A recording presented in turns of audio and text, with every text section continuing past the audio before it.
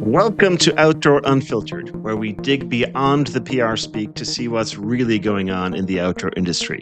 Not just what happened, but why it happened and why it matters. I'm Eoin Comerford, a former CEO, advisor to outdoor brands, and consigliere to the Rockfight. Today, we'll be talking about REI announcing cuts to pay and benefits amid ongoing profitability challenges, a challenging winter for Vail Resorts, and then a little good news for a change. Then later in the show, I'll be joined by Colin True. Yes, that Colin True, founder of The Rockfight, to get his take on the new global campaigns by the North Face and Merrell, along with the announcement that we are part of a $1 trillion outdoor recreation economy. Okay. But before we get into it, I'd like to ask for your support. We are a new podcast. This is episode 3. So your downloads, follows, and 5-star reviews really mean a lot. I'd also love to hear your thoughts on the pod. So please reach out to me on LinkedIn, where I'm Eoin Comerford, Eoin, or email outdoorunfilteredpod@gmail.com. Okay, well, let's get into it and talk about the cuts to pay rates and benefits at REI. Well, according to articles by SGB and Bloomberg, recent internal REI memos announced a lower starting hourly rate for new employees and a few focused changes to workers' benefits, including slowing vacation time accrual, switching from guaranteed retirement contributions to a more traditional company match model, and changing sick days from an across-the-board policy to one that aligns state by state with what is legally required. And in that memo, REI CEO Mary Beth Lawton really didn't mince words about why they were making these moves. She said, "We're still spending more than we bring in and expect continued economic pressure this year." So really, that quote alone is news, okay? Because we're not going to see the full REI financials until late April, early May. But it certainly sounds like it's going to be another unprofitable year for REI in 2025. Now, that would make 4 straight years of losses. So that would be on top of losses of $155 million in 24, $214 million in 23, and $215 million in 22. So those heavy losses, they've put a lot of financial pressure on REI. And it's actually led them to really be looking for cash. So most recently, early last year, they did a sale leaseback of their 4 major distribution centers for $230 million.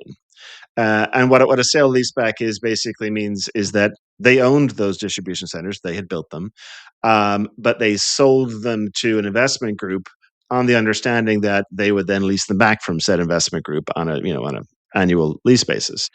So typically something that you do when you're trying to raise cash. And that was actually on top of the sale of their almost completed headquarters to then Facebook for $368 million back in 2020. So with these 2 real estate transactions, they've raised $598 million, so almost $600 million. And certainly, that's going to help offset or cushion some of these losses, which we haven't seen what it is for 25 yet, but for 22 through 24 totaled $583 million.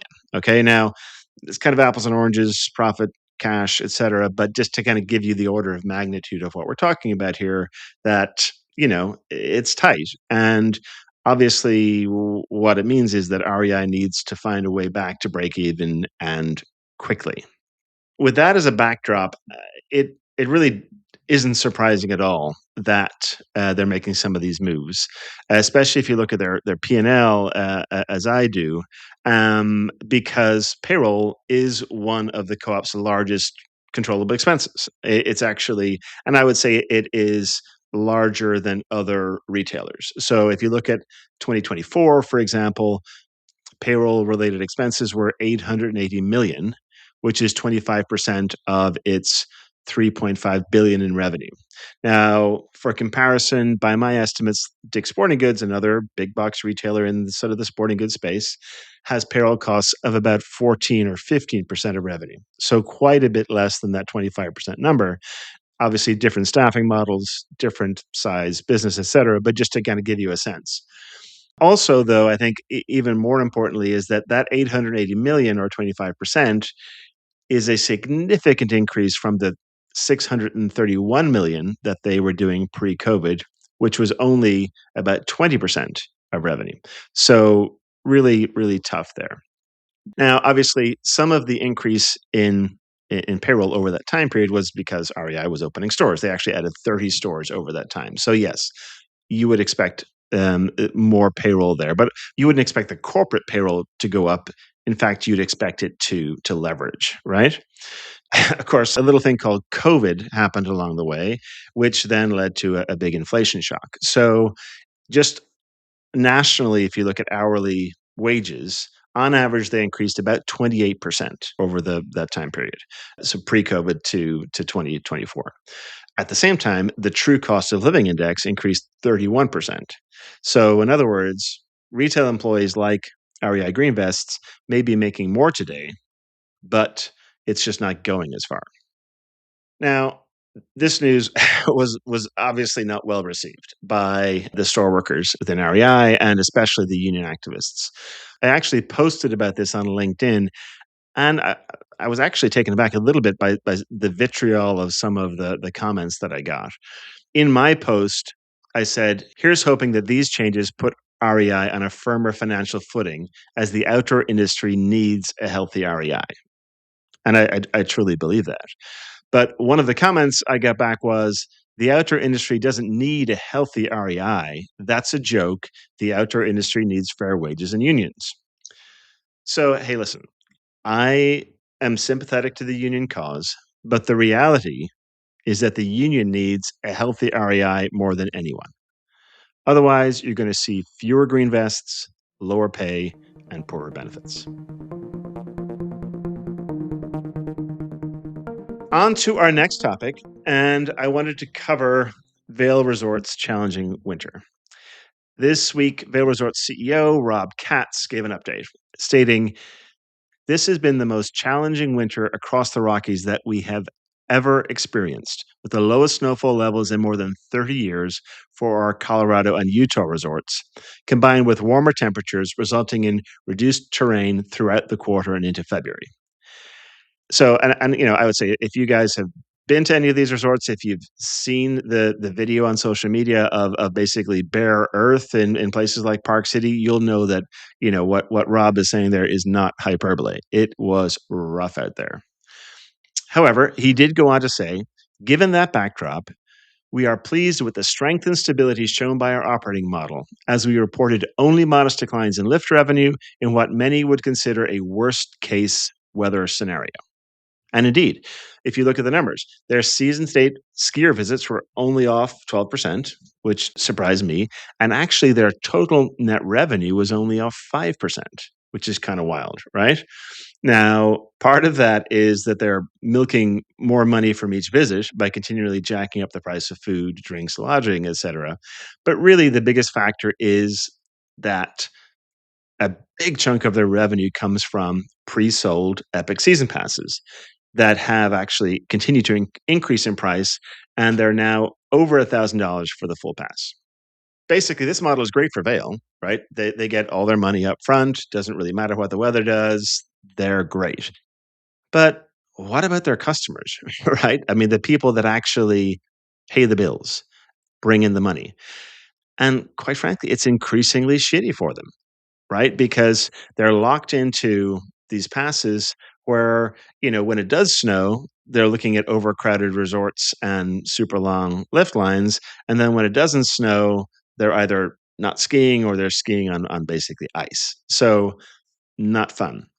Combine that with the fact that if you look at their sale of season passes going into this season, okay, coming off of some pretty epically good winters from a weather perspective out west, their sale of passes was down.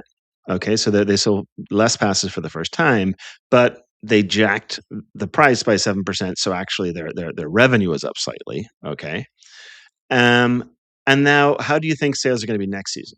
All right, you're coming off of this awful season where a lot of people didn't get a whole lot of value out of the $1,000+ that they spent on their pass. How is that going to work? Especially when you consider that, guess what, prices are going up yet again. We're at almost $1,100 for a pass. So this is just making skiing less affordable and less accessible for a larger and larger portion of the population. So, what's Vail's answer? Well, in fairness, they did just launch a young adult season pass for those that are 13 to 30, and it costs $869. So, that is basically 20% off the full adult rate, or it's actually about the cost of what the pass used to be only 3 years ago. Ultimately, I would say that's a movement in the right direction, but hopefully, it's not a case of too little too late to help support the wider ski industry. All right, look, we spend a lot of time on the show talking about the challenges in our industry, but it's not all tariffs and trade shows. So it's time for the unfiltered upside, where we look at one thing that's actually going right in our industry this week. So this week, I'd like to give a shout out to LiveZin, who was just recognized as Arkansas's Business of the Year. It's really great to see a company with such deep sustainability bona fides being recognized in a deep red state like Arkansas. Now, full disclosure, I am a board advisor to LiveZin, but based on that, I can also tell you from an insider perspective that this award is really well deserved. So a big congrats to Andrew, Jake, Abby, and the whole LiveZin gang. Keep up the good work.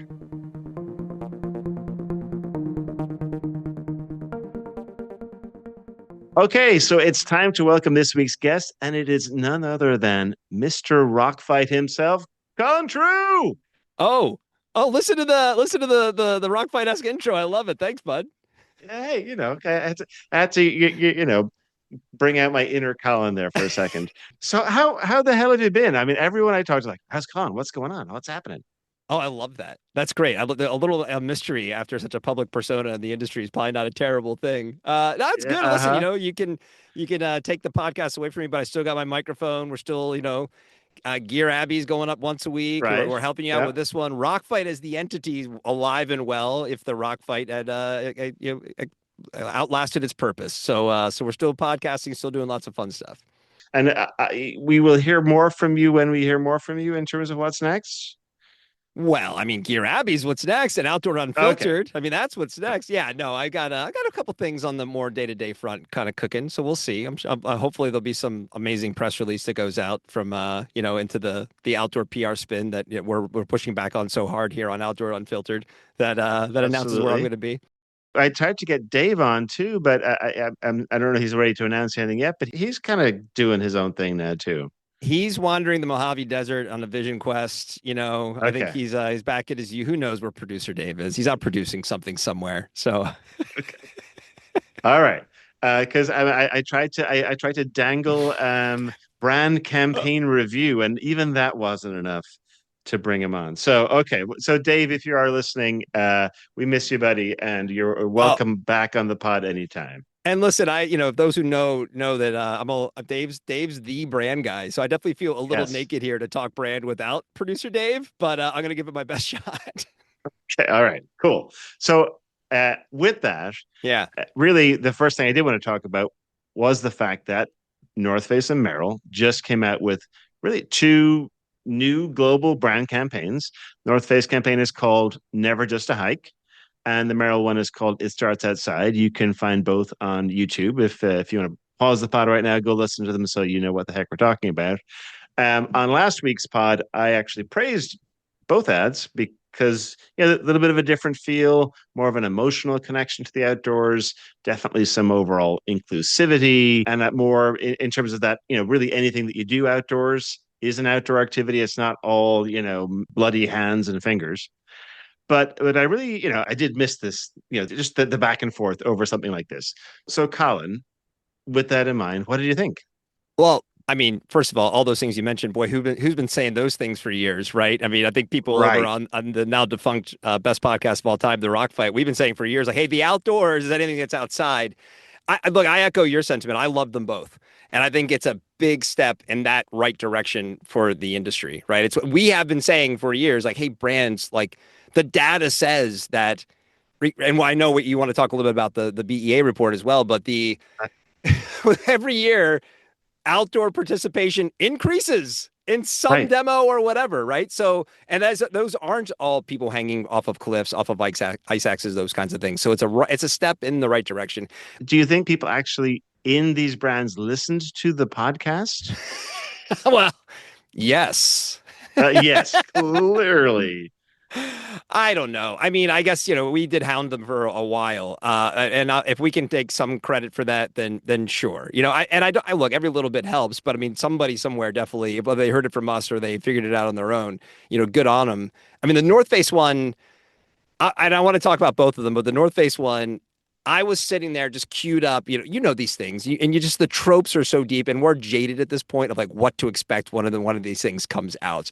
And I spent the entire 2 minutes watching the North Face ad, just like wanting to hate it as I'm watching it, and I couldn't because it was just fucking awesome. Like just like so good. They did such a good job of encapsulating all the things we're talking about. And I mean, and I think it's really fitting that the North Face did an ad like this because they're the brand that really established the look and feel of the modern outdoor advertising and storytelling that we do in the industry. It rose through the 1990s. That look of kind of the big majestic places, it became ubiquitous without the way we look at the outdoors with their climbing team, capturing big feats in the mountains. So for them to lean into sort of the, quote unquote, everydayness of being outdoorsy, I think is really significant. And a couple of things I noticed. One was the use of urban environments, right? That was great. And we know from talking to folks like Miles Howard, like that urban through hiking is becoming a thing and urban hiking is becoming a thing. So acknowledging that beyond running, like more of an outdoor look at an urban environment. They chose you, whether it was intentional or not. There's like a lot of steely kind of gray skies, right? I mean, the focus being more on the human enjoyment and connection, and less on putting people in their stuff in these sort of majestic, iconic outdoor locations. I mean, they even had the lens covered in water droplets at times, which really I felt like kind of brought you into it. Like, yeah, it's just it's wet, it's gritty, it's UGC esque. I mean, call it what you will.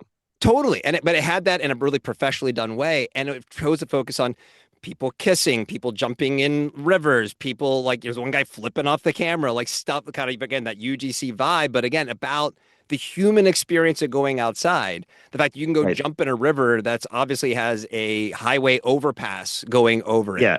Like Right. It that's was an like outdoor exactly. activity.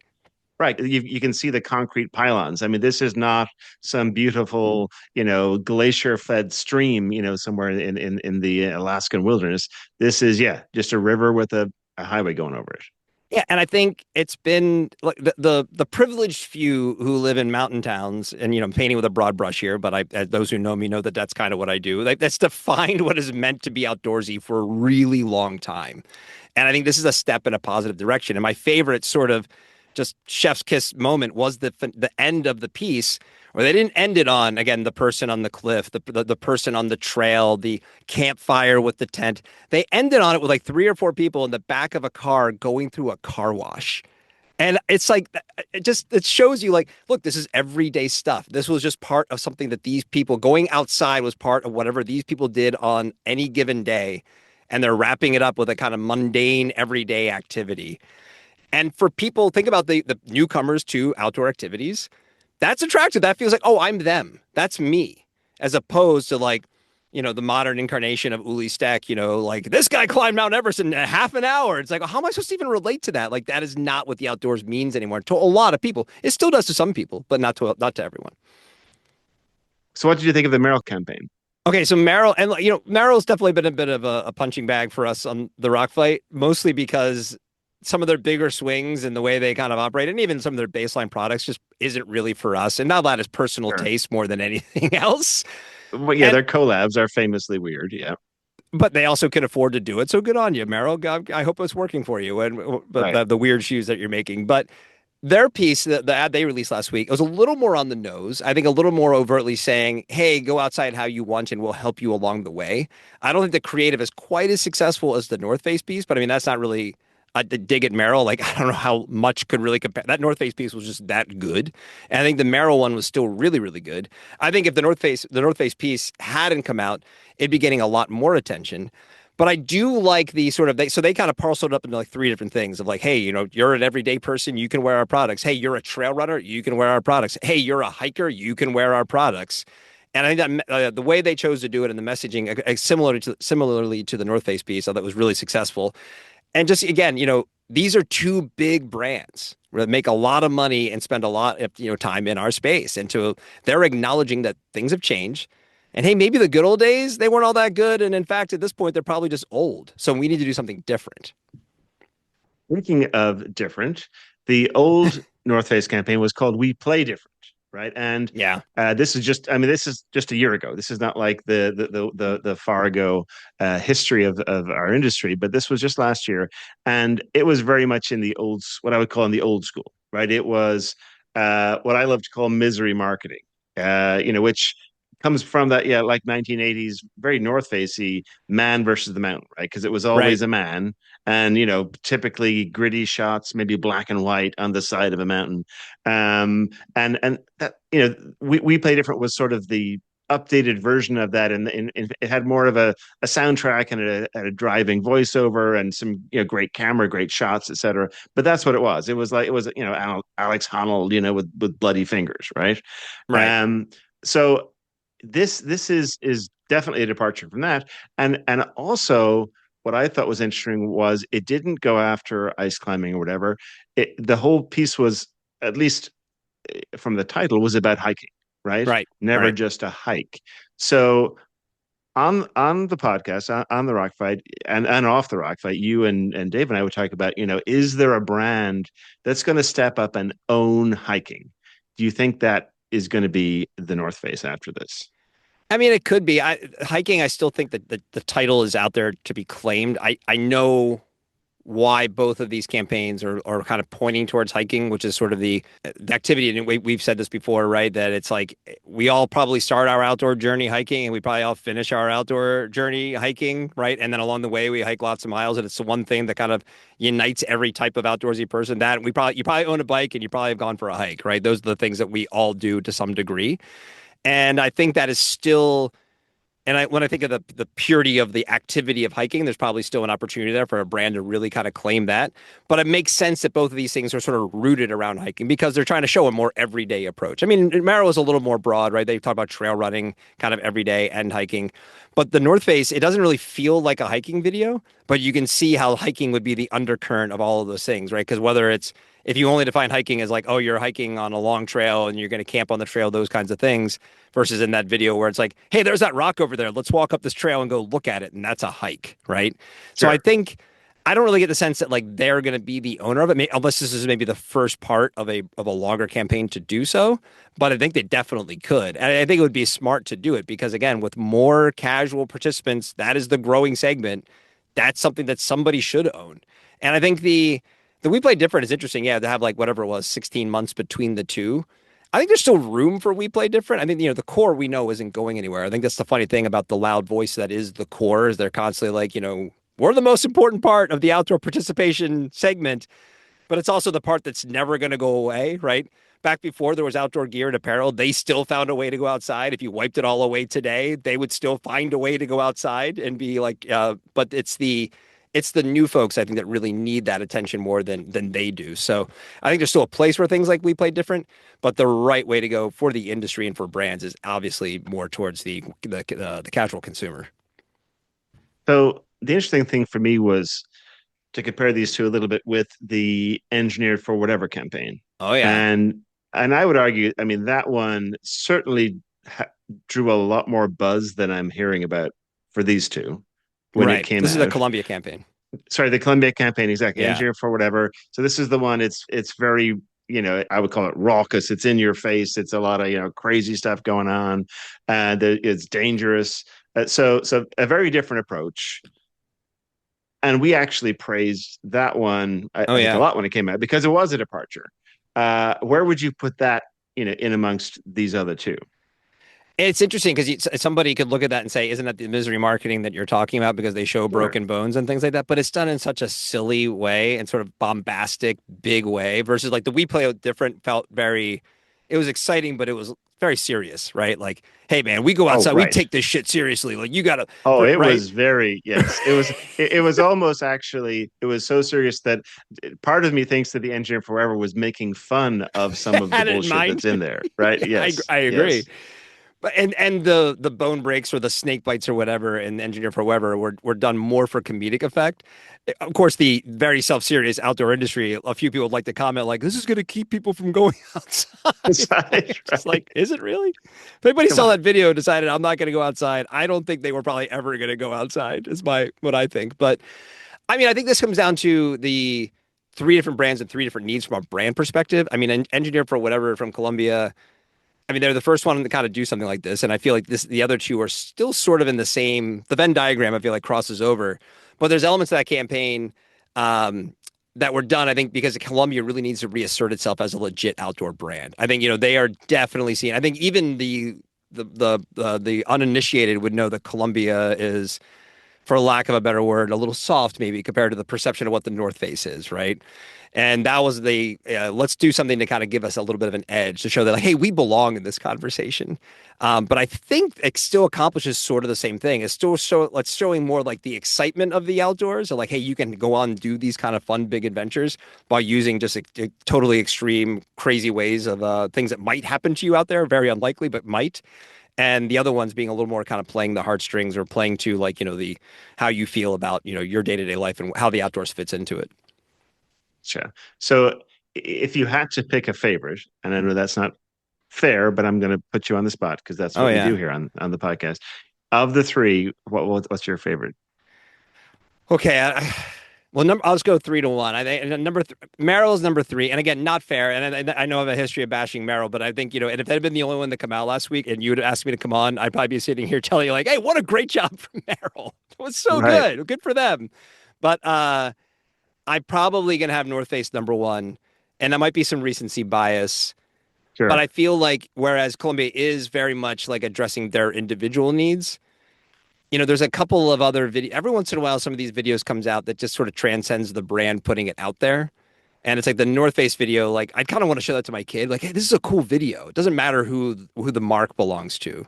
And I feel like that's kind of one of those videos. Like I'm rewatching it again this morning before we recorded just to kind of see it again. I'm like, this is just so good. I just really enjoy watching it, which is like, so it's a little bit more of a little elevated. I think I like that one the most.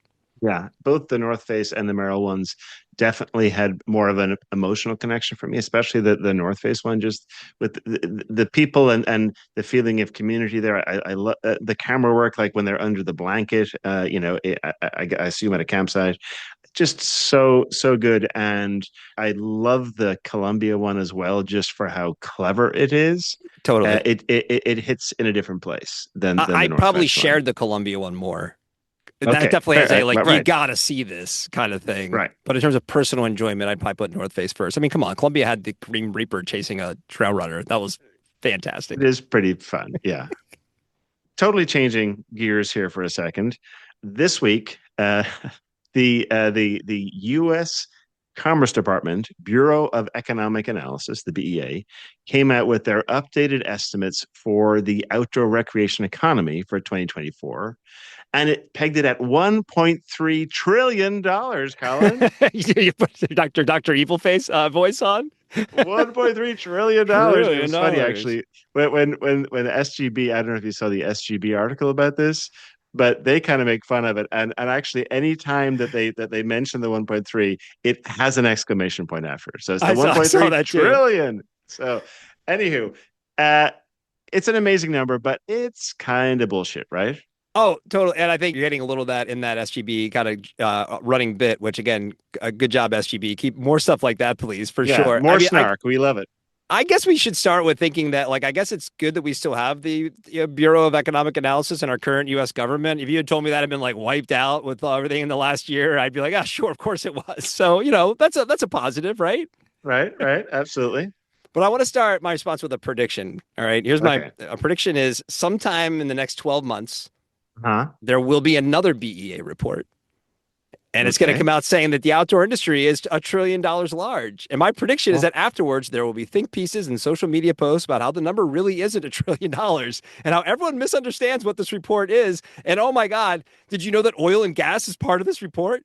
And I'm making that prediction because this is what happens every single time this report comes out. Nobody except for Okay. Kyle Frost really ever really digs into it. I feel like a lot of people are like, oh, here's what's in it, but they don't say why it matters. And we all spend Right. a month going, oh my God, you see that report? But that's not really what the number is. And then we move on. And then 8 months later, another report comes out and we do it again. But I did go back and check. So Kyle Frost, aforementioned, came on the Rock Fight on November 29th, 2023, to talk about this topic after he did his 2023 breakdown of the report. And it's just become a new annual tradition. It's up there with debating trade shows, asking if outdoor activities have become mainstream, pondering if the North Face is still an outdoor brand. It's just one of the things we do now. But yeah, I think it's altogether an interesting number if you parse the report in the right way. But the way it gets tossed around as Bible truth it's like borderline irresponsible at times, depending on who it is you're talking to. Uh, absolutely. But now, in fairness to Kyle, if you haven't read his breakdown, it is actually pretty cool. It's a little nerdy. I'm not going to lie, but I think it's he'd worth be a okay with read. you calling it that. I think he'd be like, thank you. But yeah, but it is kind of crazy though when you do break this whole thing down, just how little is about our human powered Right. activities.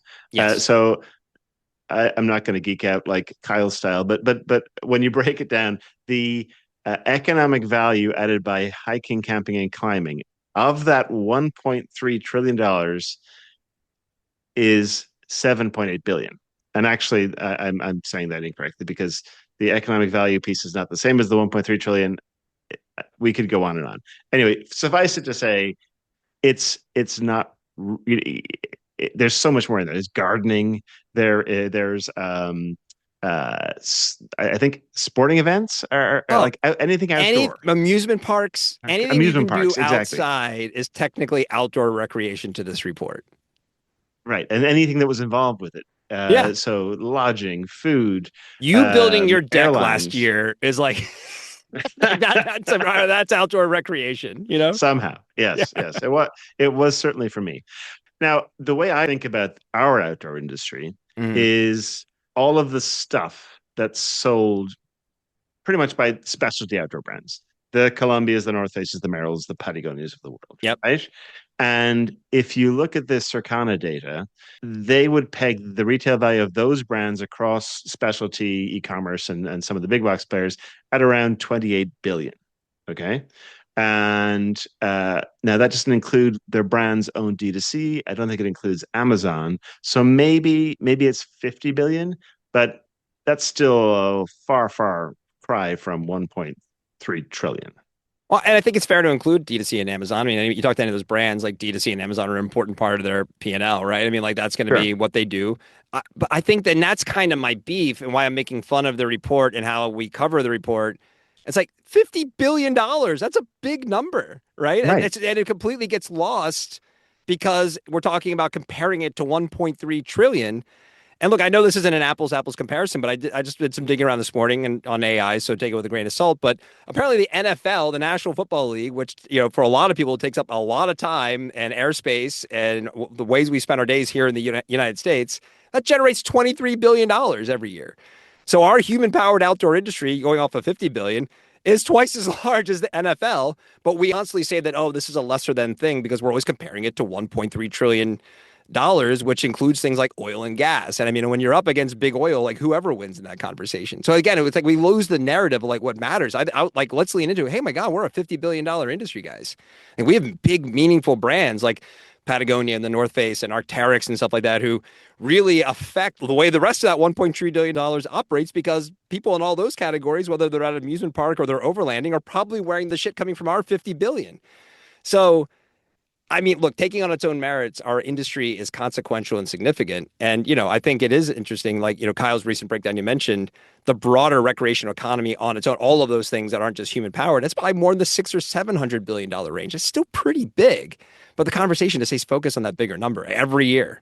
So I think, I don't know what we do with it. I know a lot of people say, let's how do we focus on it to like influence policy and environmental regulations and things like that, but I also feel like most of the time this just exists for us to talk about how that's not a real number or for PR people to put out there and be like, oh, my brand's part of the 1.3 trillion dollar economy you know Absolutely. And I would say I can't tell you how many pitch decks for emerging brands I've seen that quote this number. oh And I've got to tell you, as soon as I see it, there's an eye roll, right? And so, please, emerging brands, if you're listening to this, stop talking about the 1.3 trillion. Talk about the Don't 50 do it. billion. Talk about Yes. your place within your core industry. But let's just not talk about the 1.3 trillion. I guess to your point, it's a good number to have for legislation and hopefully getting our senators and our Congress people off their ass to protect public lands and what we do. But yeah, let's just leave it where it is. No, it's embarrassing. You're going for the biggest number and you're hitching your wagon to it without really understanding what you're doing. And then if you get someone like Owen is like maybe he's interested in your brand or helping you out or talking to you, you see that number, I would same thing. I immediately would be turned off. And I'd be like, hey, my parting advice is dig 2 or 3 layers deeper would really go a long way. I know what that number is, and I don't buy what you're selling me right now. All right, Colin, thank you for stepping in today, providing your insight here. That is our show. Again, as a new pod, I'd really appreciate it if you would give us a follow and a 5-star review. It helps to boost the pod so that other folks can discover us. Also, with that follow, it makes sure that you're not going to miss an episode, and so you stay informed and connected to our industry. If you'd like to reach out with your thoughts, guest ideas, sponsorship offers, or whatever is on your Hey, mind, yay, right? hey. Hey, hit me up on LinkedIn or email outdoorunfilteredpod@gmail.com. Outdoor Unfiltered is a production of Rockfight LLC. For You. Colin True, I'm Eoin Comerford. Thanks for listening. Hope to see you back here next week.